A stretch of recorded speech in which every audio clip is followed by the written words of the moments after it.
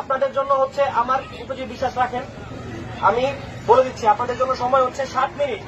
7 মিনিটের মধ্যে রাস্তা ছেড়ে সাইডে গিয়ে দাঁড়াবেন। রাস্তা যদি না ছাড়েন, আপনাদের দাবি দেওয়া কোথায় গেল ওটা আমি পরে দেখবো। আগে এখানে রাস্তা আমি ক্লিয়ার করবো। আমার কথা পরিষ্কার, আমি আশা করি।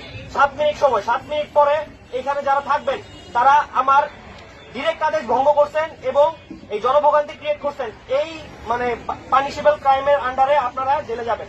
আমি আমার কথা পরিষ্কার বলে দিলাম। 7 মিনিট পরে আমি যদি দেখি রাস্তা এখানে ক্লিয়ার এবং আপনারা ওইখানে, আমি আইপি পুলিশ আমরা আমাদের একদম সর্বোচ্চ চেষ্টা করবো আপনাদের দাবি দেওয়া যতখানি করা যায় আমরা করে দিয়ে তারপরে এখান থেকে যাবো।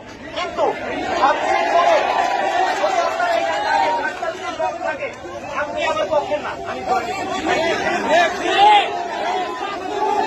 আপনারা দেখতে পাচ্ছেন যে ইতিমধ্যে যৌথ বাহিনী যে একটি বক্তব্য রেখেছেন, সেই বক্তব্যের মাধ্যমে কিন্তু সান্ত্বনামূলক শ্রমিকরা এখন কিছু কথা বলবেন। এই 7 মিনিটে আমার সাথে কেন কথা বলবেন না, রাস্তা ছাড়ার আগ পর্যন্ত আমি কোনো কথা বলবো না। Thank you.